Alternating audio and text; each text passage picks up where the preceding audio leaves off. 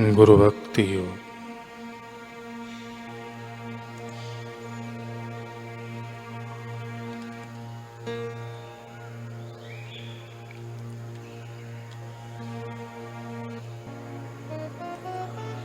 श्रद्धा, भक्ति और तत्परता के फूलों से गुरु की पूजा करो।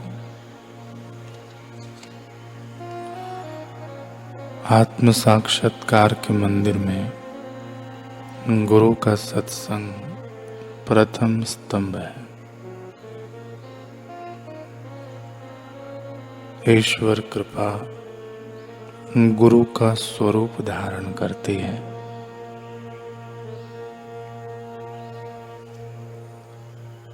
गुरु के दर्शन करना ईश्वर के दर्शन करने के बराबर है।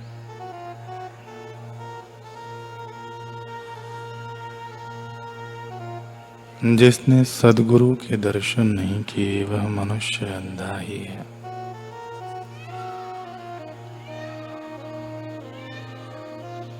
धर्म केवल एक ही है, वह है गुरु के प्रति भक्ति एवं प्रेम का धर्म।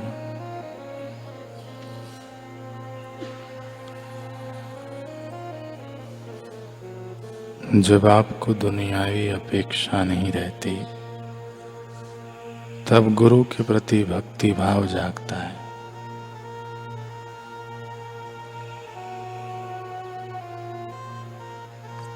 आत्मविद्ता गुरु के संग के प्रभाव से आपका जीवन संग्राम सरल बन जाता है।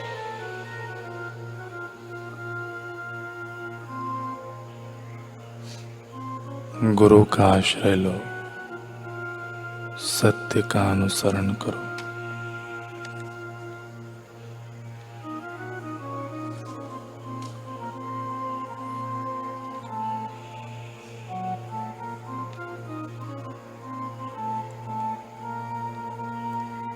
सृष्टि में बिना गुरु के कोई ज्ञान, ध्यान, आत्मविचार, प्रेम, प्रीति, शील, संतोष ग्रहण नहीं कर पाता।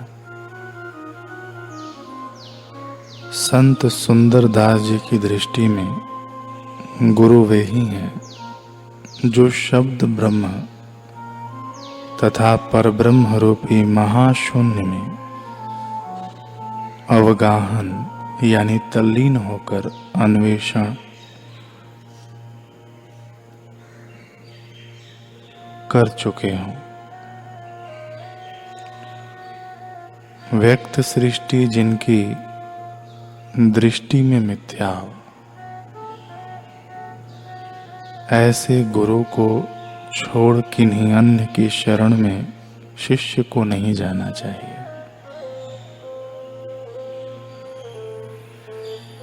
प्रश्न उठता है कि एक प्राकृत पुरुष के प्रति इतनी अगाध निष्ठा क्या उचित है? इसका उत्तर है कि जिन्होंने भक्ति रस में आपाद मस्तक यानी चरण से लेकर शीश तक संपूर्ण अंगों को डुबो दिया है, ज्ञान अग्नि में जिन्होंने अपने समस्त कर्मों को दग्ध कर लिया है तथा जिन्होंने आत्मानंद का रस चखा है, जो उस परमेश्वर से एकाकार हुए हैं, वे शरीरधारी होकर भी परमेश्वर का व्यक्त रूप है।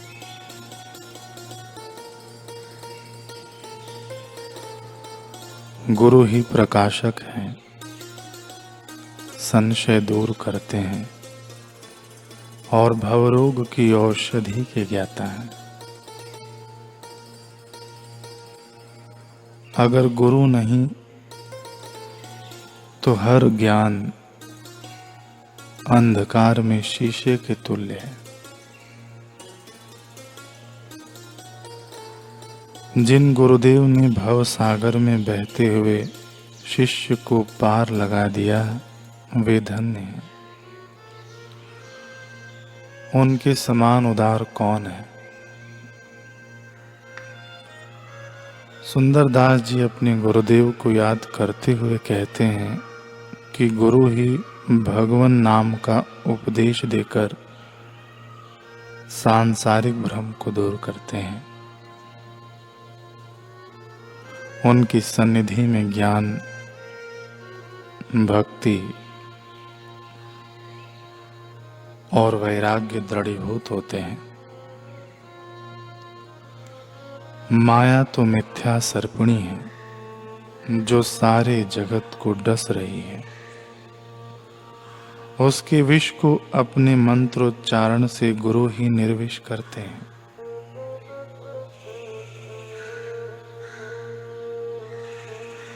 गुरु और परमेश्वर में भेद नहीं है। गुरु परमेश्वर से भी अनोखे हैं, क्योंकि वे भवजाल में उलझे लोगों को ज्ञान प्रदान करते हैं।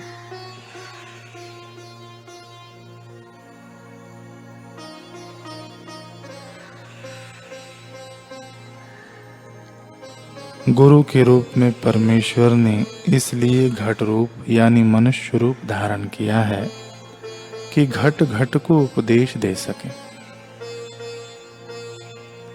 सद्गुरु महिमा कहन को मैं बहुत लुभाया, मुख में जिह्वा एक ही ताते पछताया। श्री आनंदमयी मां कह रही हैं कि गुरु तत्व बड़ा ही गंभीर है। गुरु में ईश्वर बुद्धि रखनी चाहिए। गुरु का कभी भी त्याग नहीं होता। गुरु का जहाँ त्याग होता है वहाँ गुरुकरण यानी गुरु रूप में स्वीकारना ही नहीं हुआ है। जन्म जन्मांतर के गुरु जहाँ कहा जाता है, जन्म जन्मांतर के गुरु जहाँ कहा जाता है वहाँ गुरु शक्ति और गुरु भक्ति शिथिल नहीं होती। जो सत्य स्वरूप भगवान हैं वे सत्यानुसंधान लक्ष्य पूर्ति की व्यवस्था करते हैं।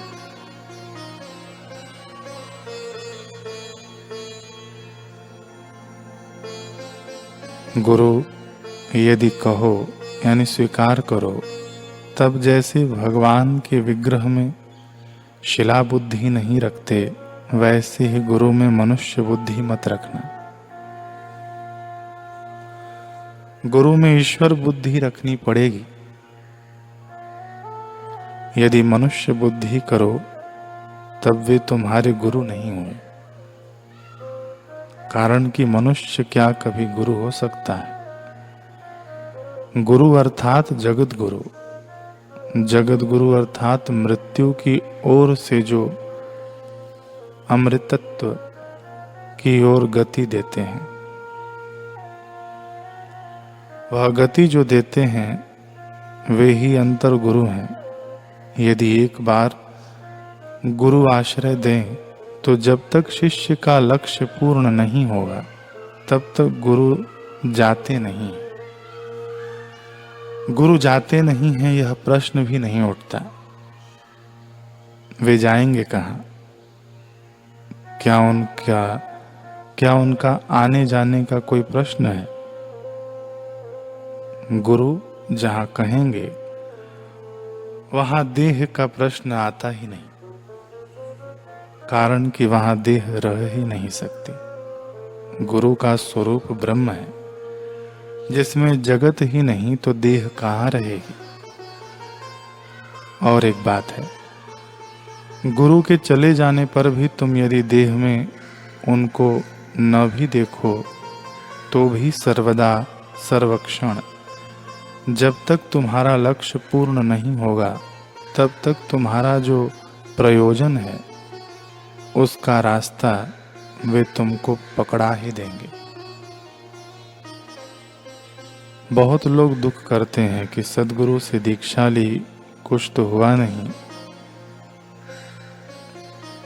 कपड़े में स्याही का दाग लगने से उसे छुड़ाने में कितना समय लगता है, और मन का इतना गाढ़ा मैल 2-5 दिनों में ही हट जाएगा।